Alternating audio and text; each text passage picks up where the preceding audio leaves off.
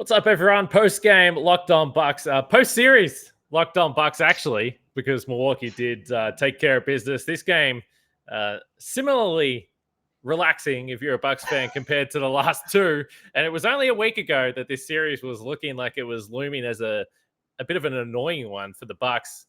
You always thought they were going to pull through, but they cleaned it up in these three games without Khris Middleton. So we'll wrap up this series, talk about what went right, and we will look ahead to the Boston Celtics. This series is going to start Sunday afternoon. Mike Budenholzer gave an update on Khris Middleton after the game as well. So we'll touch on all that. Let's get started. You are Locked On Bucks, your daily Milwaukee Bucks podcast, part of the Locked On Podcast Network, your team every day.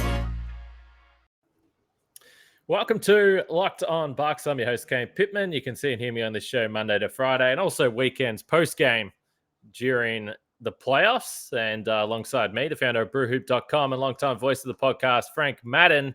As I mentioned, the Bucks just wrapped up this series 4-1 against the Chicago Bulls. It was a, let's say, not the highest intensity playoff game of all time tonight. We'll get into that in just a little bit, but we do thank you for listening to this post-game pod and making it your first listen of each and every day. I said yesterday, get us across the 3K on YouTube. You guys did that. Officially across 3K subscribers on YouTube. We appreciate everyone there. And also everyone listening on the audio platform, which also, by the way, as it tends to do during the postseason, the numbers have gone through the roof there as well for the playoffs. So we really appreciate it. And the other thing I'll say is get involved in the conversation, particularly on the YouTube comments. We get some measured takes, some insane takes, some fun takes, and sometimes just some advice from me and Frank as well. So we get a wide range of comments there on YouTube, but it helps us. With the more comments we have, the video shows up, all those types of things. So anyway, we appreciate it. But the Bucks won this one easily, Frank. We are going to eventually look ahead to the Boston Celtics because I feel like that all of a sudden is front of mind for all Bucks fans. But what I will say is, and we mentioned this the other night, you win a playoff series. Yes, it happened the way it happened, and the Bucks dominated the Bulls over the last three games. But you have to celebrate winning a playoff series, Frank. 4-1. The Bucks are through to the second round again. And I think I saw the stat. Is it 10-0 now under Bud in series clinching games, or 8-0? Anyway, 8-0. Yep. 8-0 in series clinching games. So look, when Bud smells that blood in the water, Kane. Oh, Bud and his teams. They sense that they're going to pounce, and they did it again tonight against, as you said, probably the lowest intensity playoff game of certainly the last few years. We were Pistons. joking that it felt almost like a preseason game. Yeah. Just very bizarre. I'm sure the Bulls were thrilled that they had a short ride back home. They could grab some, maybe an ice cream cone at the Lake Forest Oasis McDonald's or something like that. Although if I'm Billy Donovan, I'm saying for that effort, no ice cream cones at the Lake Forest Oasis McDonald's, Bulls. You're going to have to do that on your own time. But yeah. Look, this game, let's be real. And by the way, it reminded me of the Detroit Pistons series a few years ago. Now, the only difference to that, and if we remember back to that series, the Bucks hadn't won a playoff series forever, and they kind of just obliterated the Pistons, and I was like, oh, okay, well, this isn't as exciting as what I thought it was going to be, because they won every game by about 30 points. And we are at the point with this team that has bigger fish to fry. They want to win a championship, that is kind of just a step on the road, and it does feel like now the playoffs start with this Celtics series. But there was a number of reasons why you do walk away feeling pretty good, and the defense was one of these. And look, poor old DeMar DeRozan, he didn't score his first points in this game until halfway through the second quarter. He finished only 5 for 10 from the field and 11 points. And I think the stat, and I believe you tweeted it, but I think the stat that just really points out that the Bucks, after a couple of games here, nailed down how they wanted to defend, the shots they wanted to give up. The Bulls, 52 three-point attempts in this game, which is a franchise record for regular season, postseason, any game they've ever played. It's a franchise record. They've never shot this many threes. And remember, coming into this series, that the reason why we thought, well, this will be an interesting kind of back and forth here is because the Bulls don't shoot threes. So they came into this game. They haven't been able to do anything in the paint. They've been dominated defensively. DeMar DeRozan's been shut down. And the Bucks literally said, you are not going to beat us with DeMar DeRozan tonight. We're going to put 2 or 3 guys on him. And if you want to keep on shooting these open threes, you can do so because we don't believe that you're going to be able to knock them down. And they were right. They were not able to knock them down. Yeah, I mean, tonight was just, I mean, it's interesting. I was just looking at the numbers coming into this game. Coming into game for the series, the Bucks were allowing under corner threes, even though they gave up 19 in the last one, right? There was the stat about the Bulls shot 5 out of 19 on corner threes in the last game. Might have been a similar number tonight. We'll have to double check what those numbers ended up looking like. But yeah, I mean, it felt like the Bucks were just basically completely galvanized by the last couple games in the sense of just having no fear about kind of carrying through on that strategy of sending those extra bodies at DeMar DeRozan and basically just, saying, we don't think these other dudes are going to be able to make shots. And, for the most part, I mean, they 15 out of 52. So under 30% yet again. And I mean, you look at DeRozan, he has that monster game too. And I mean, ironically, he was really bad in game 1. He has the monster game 2, and he said, oh, well, I'm not going to shoot that poorly again. But in 2 of the following 3 games, right? Last game, he I think it was 8 out of 20. But in the other games, right? Games 3 and 5, he goes 4 out of 9 and 5 out of 10. Tonight, 5 out of 10, 11 points. Yeah. 7 assists, right? So, I mean, obviously he was trying to make the right plays, but 10 shots attempted and only 2 free throws in 43 minutes. I mean, that's just, to just totally kind of wiping him off the ledger. And obviously tonight, Zach LaVine and protocols made it even harder on the Bulls, certainly offensively, than it otherwise, would be, just lacking, the firepower, which, honestly, it hasn't really mattered who's been available all series. They just have not had enough weapons, right, to really scare the Bucks. And it's been an interesting series. Again, as we kind of start to take a peek ahead, I don't know that this series was all that good from a preparation standpoint for Boston. I think, the Bucks disappointing in the first couple games and losing game 2. I think that's probably a good thing because at least they really had to lock in, and they played very, very well in games 2 and 3, games 3 and 4. And I thought their defense was very good in games 3 and 4. I think tonight they pretty much just, went to the extreme of like, we're just going to be totally, over the top in how we're defending the middle and DeRozan and just giving up, these open threes. But the irony, I looked it up. I was like 52 threes. Like, how have they given up that many before? And they've given up. Obviously, we know the Bucks give up a lot of threes, but they've given up 48 or more threes 11 times this season, and they've won 10 of them. Which, you think about it, like you always think, oh, the Bucks are vulnerable to 3-point shooting. So when teams take a bunch of threes, that could be bad, right? Because that could be on the nights when they're making a lot of threes and the Bucks are giving up all these open threes. But remarkably, this team, as they have really been throughout the Bud era, they're a team that can, fight through that. And obviously, probably the bigger underlying story here is that when teams are shooting that many threes, it's because they're not getting anything at the rim. They're not getting to the free throw line. And so they become very one-dimensional.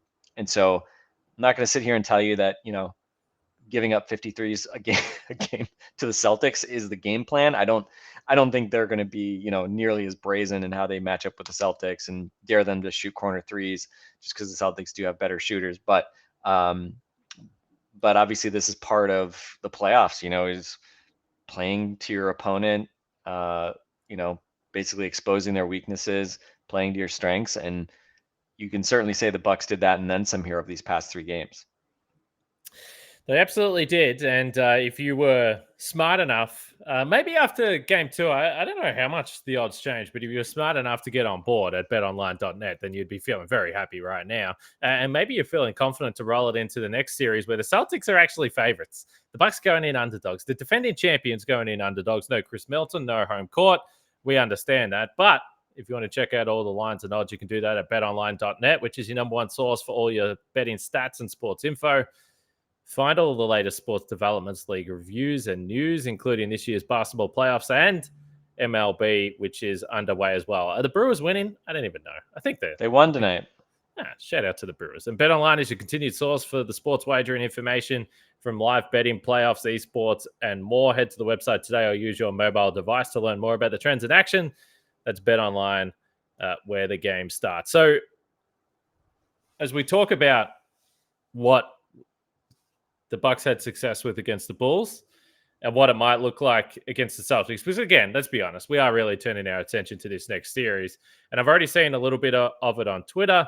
And I certainly tweeted the numbers from Bobby Portis. I mean, I think we've spoke about him a lot. Obviously, he deserves credit. He was able to rebound. I think some of the rebounding stuff when you're playing again with Giannis and Brook Lopez, you were able to clean up on the glass a little bit, but he shot the ball well.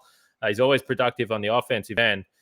But again, what you're going to have against the Celtics, as you pointed to, you got a bunch of guys that can hit the corner three and they will shoot them, but they also just in general have a bunch more willing and better shooters than the Bulls. So the big lineup in general, to me, is probably not the direction I would be heading, as well as Bobby Portis played in this series. So how do you see that playing out as you look ahead, keeping in mind that Khris Middleton's out? I don't know if Grayson Allen is the guy that you want to put into the starting lineup. Maybe it's a Pat Connaughton. I'm not sure. How do you sort of sit on that?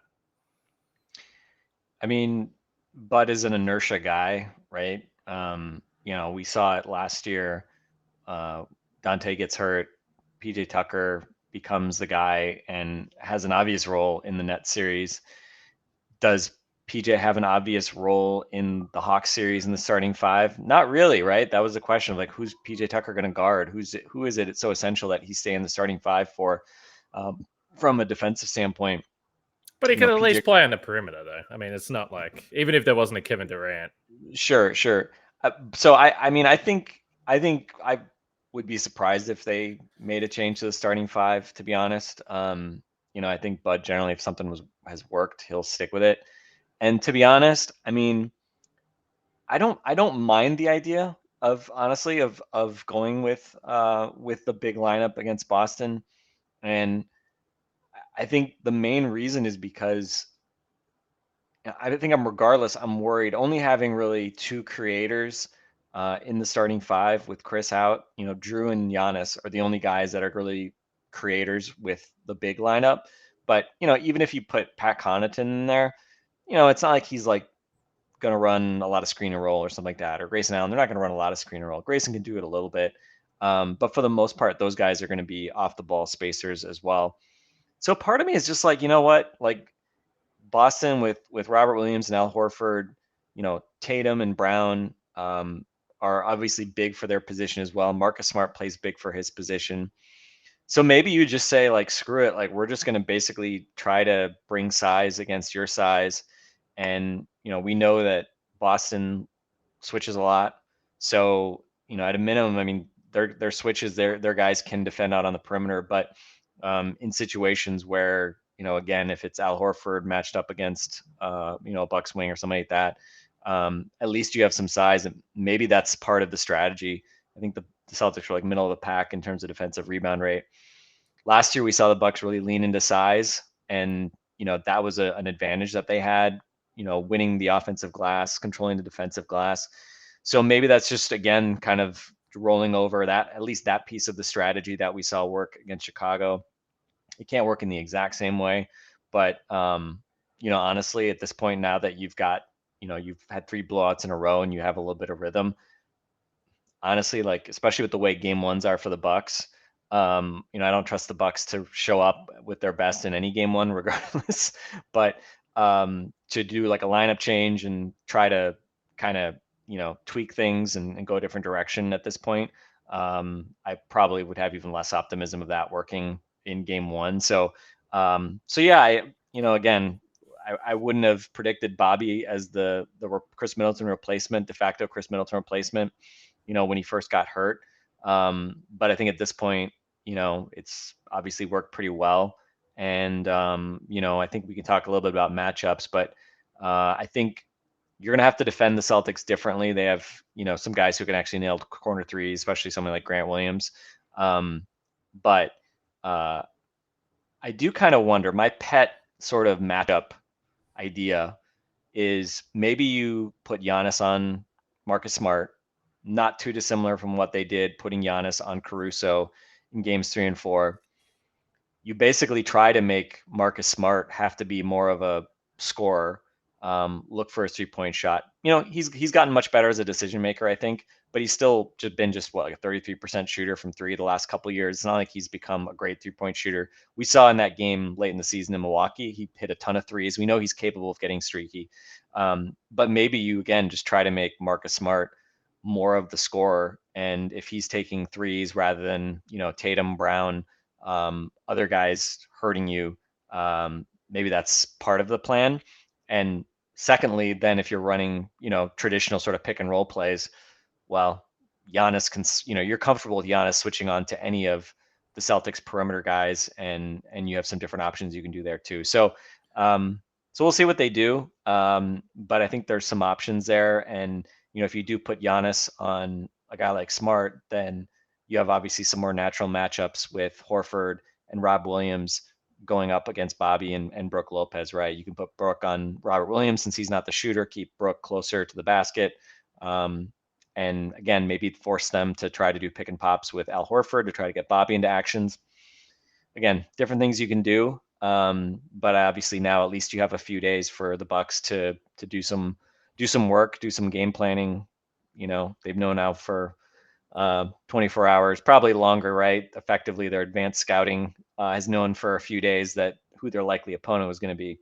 And we just saw the Celtics, at least in some version of the Celtics late in the season. So I think it'll be an interesting game just to watch from a matchup perspective. But I probably, again, would probably just stick with the current starting 5 and, again, just sort of see what happens, see if Boston, if that gets really exposed for being too big and lacking ball handling, lacking shot creation, may very well. But again, it's not like you have, a super dynamic, creator guy off the bench that you could just plug in easily as well.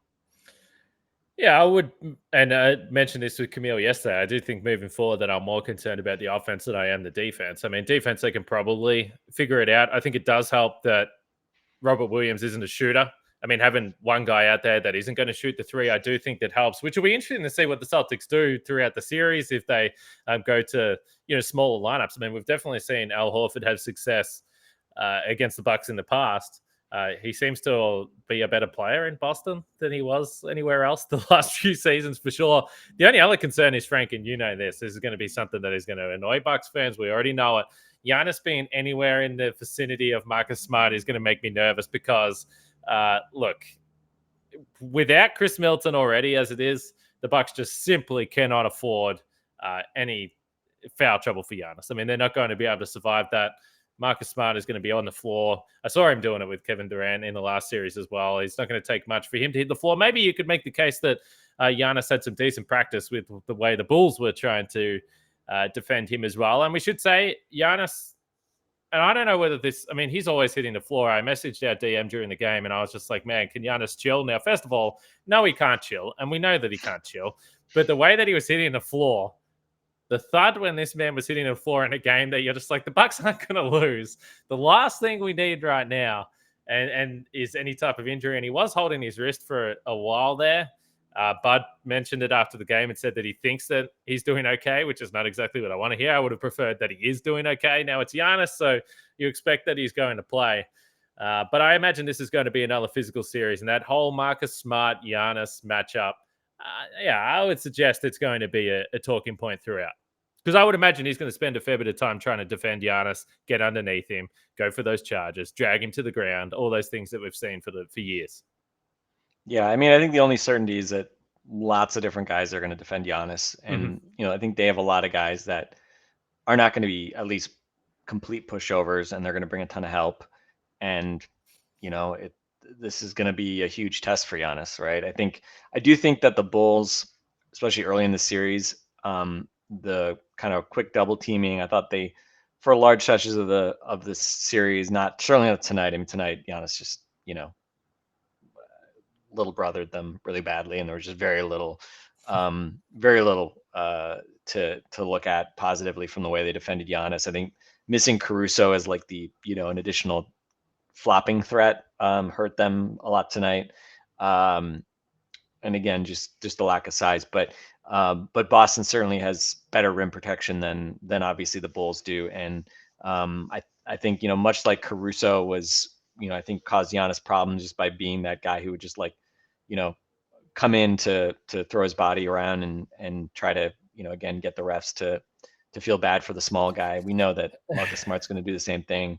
Hopefully nobody gets hurt with, you know, his kind of sliding under dudes when they're trying to go up for baskets. So we'll see. I mean, looking at the numbers from last series, Smart took 8 3-pointers per game, shot 31%. You know, wouldn't be shocked if it's kind of a similar story in this series for him. I think certainly the ball is going to be in his hands a lot. And again, you know, he had 7 assists, 2.5 turnovers per game, and 37 minutes per game last series. And you know, Celtics only played 9 guys last series. I mean, that was the irony, right? That's the thing that and I'd be curious to kind of get your take on what to make of that series, because it was a bizarre series in that they weren't able to blow out the Nets really in any of the games, right? It was 18 points total, separated the two teams in the entire 4-game series, right? Like one of, if not the narrowest margins in a sweep in NBA playoff history. But they also it just seemed like the Celtics were better, you know, like it just seemed really hard for the Nets to get really good shots. And part of the Nets' MO, obviously, is that they don't need to get good shots because they have KD and Kyrie, who obviously had a lot of struggles in terms of consistency. But it also just felt like, you know, the Nets defensively, like, I mean, every combination that they wanted to play had 2, sometimes 3 guys, you know, that were Patty Mills, Seth Curry, Goran Dragic, like just, or Kyrie, right? Just too many little guys that just, you know, and they're switching every time, right? So it was just, you know, the Celtics were just able to like basically at all times just pick out like, okay, we want to get Jason Tatum ISO'd against that guy, right?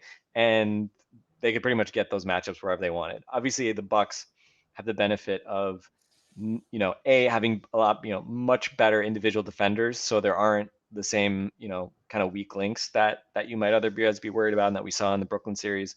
And also, like, you know, they're not just going to come in and switch everything for, you know, 4, 5, 6, 7 games, right?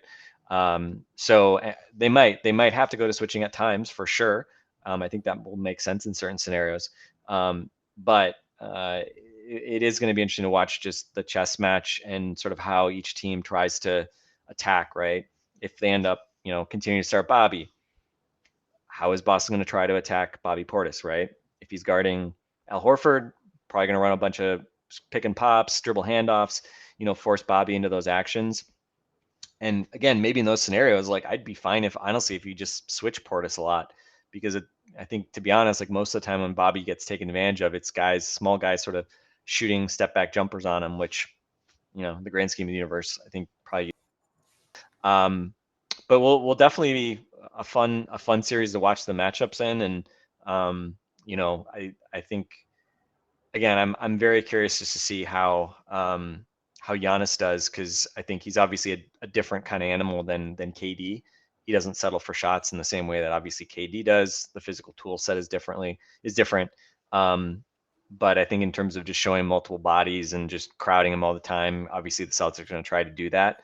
And this definitely feels like the kind of series where, especially with Khris Middleton out for part of, if not all of the series, the half court, you know, we've seen the Bucks, you know, we saw it in the early stages of this Bulls series. We saw it in the Nets series last year. The Bucks do have these phases where the half court offense just gets bogged down and just ugly.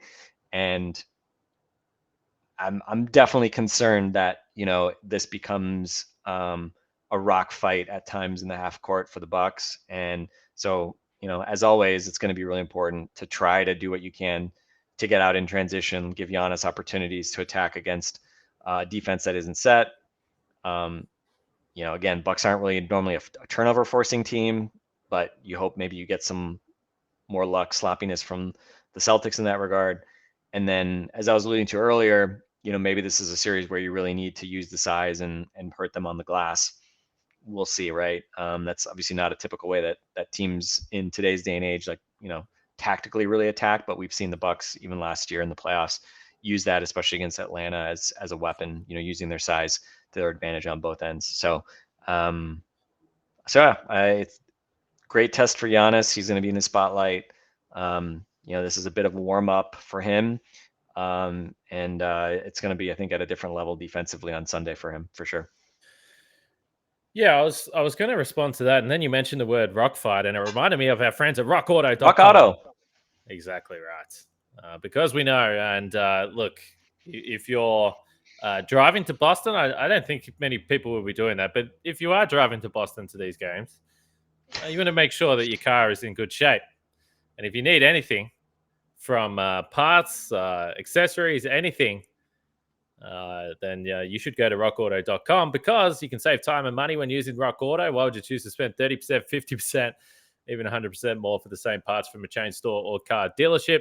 RockAuto is a family business serving do-it-yourselfers, and they've been doing it for over 20 years. The prices are reliably low for every customer, from normal fellas like myself to the experts, the mechanics out there in the world.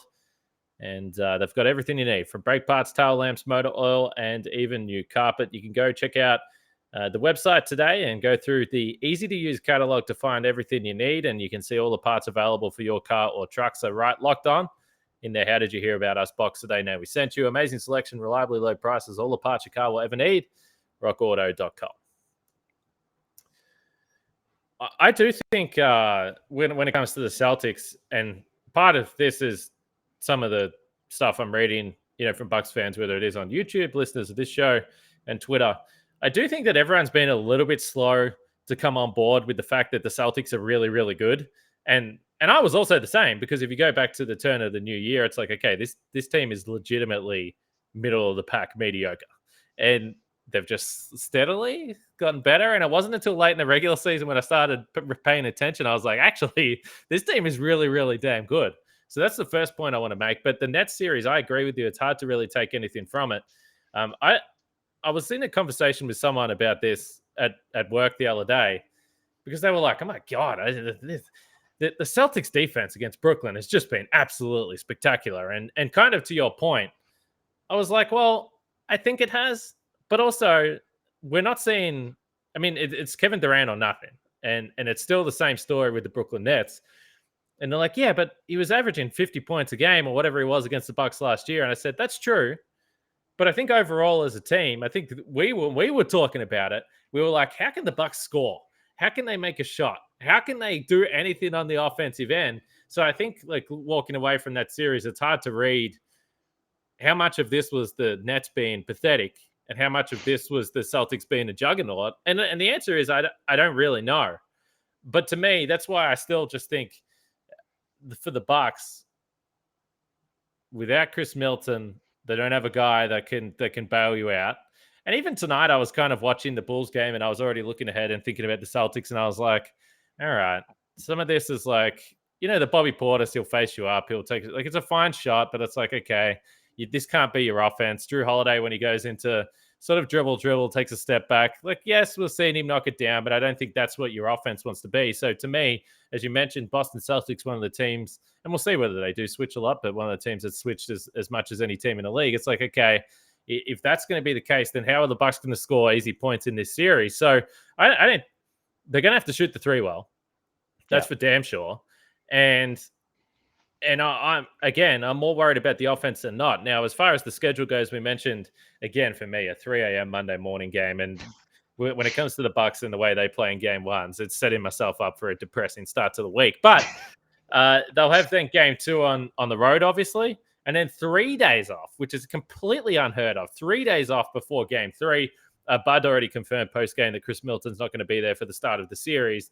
And, maybe realistically, if you look ahead, a 3-week timetable from the initial injury would be game 6. So still very, very late in the piece if he was at that 3-week timetable. And then obviously the 4-week timetable, which I think is on the far end of the scale based on the loose stuff that we know. That would obviously be in the Eastern Conference Final. So it's still not certain that he's going to return at all. But the fact that there's a bit of a gap between these games, at least, is something. It gives some hope. And I would argue that the fact that the Bucks don't have home court in this series potentially helps them. They start series slow. You're waiting for a star to get back on the floor. the Bucks get better the longer the series goes. That's been what they've done the last 2 seasons. So maybe not having home court is the ideal scenario. Yeah, I mean, we were talking about it before the podcast. Yeah, I mean, the glass half full approach would say, especially if you think you may get Khris Middleton back at some point in the series, again, it's kind of the glass half empty would say, well, man, without Middleton, you really need home court advantage, right? I think that's the most logical sort of conclusion, right? That you need everything in your favor that you possibly can, just given the fact that you're not, you're missing, your kind of 2A/2B guy in Khris Middleton. I think knowing this team though, right, and the way that we've seen them start series slowly, pretty much every series, it does. I think you can talk yourself into it a little bit that it's almost like you wouldn't want to burn the first 2 home games in a weakened state if you think you might be getting that potential, injection of life later in the series. And again, I mean, we don't know when Khris Middleton's coming back, and we don't know what he's going to be like at that point, right? Because I mean, it's not like he's coming off a knee injury, so that's not exactly like the ideal type of injury to have to recover from and then be thrown into high-level playoff basketball, right?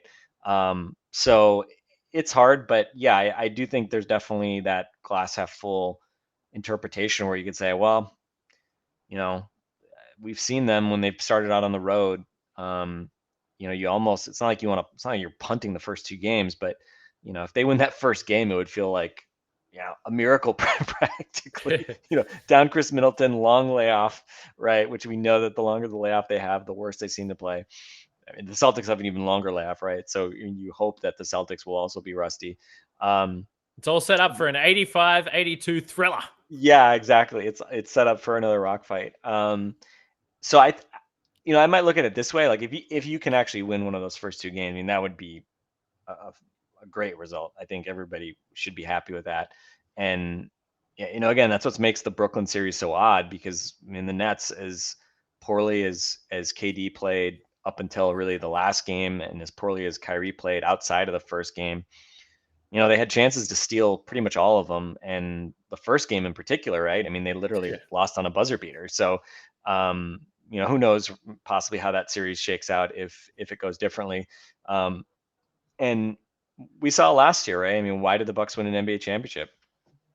Because all those close games that could have gone either way, they made plays, right? They made more plays late in games on both ends than the Phoenix Suns did, than the Brooklyn Nets did, and to some extent, obviously, then the Hawks did as well. So, I think, it's not. I think if I want to think about like what is going to be the difference in this series, I think you hit 3-point shooting. We often talk about sort of when the Bucks are missing Giannis, how the game just becomes a referendum on 3-point shooting.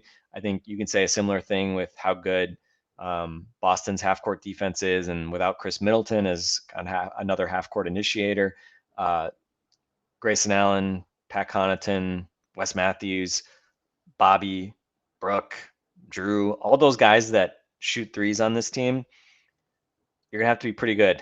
You're gonna have to make threes this series, and more importantly, you're gonna have to make, I think just more threes than the Celtics, right? You just hope that the Celtics have a relatively bad shooting series, you have a relatively good shooting series, and that part of the ledger comes out in your favor, because certainly they have the defensive tools and the offensive versatility to hurt you in other ways. And especially, I think my biggest concern is really like, if they can, again, not necessarily shut down Giannis, but if they can limit Giannis, right? If Giannis is giving you 25 a game on 50% shooting rather than 30 a game on 55% shooting, I mean, that matters, right?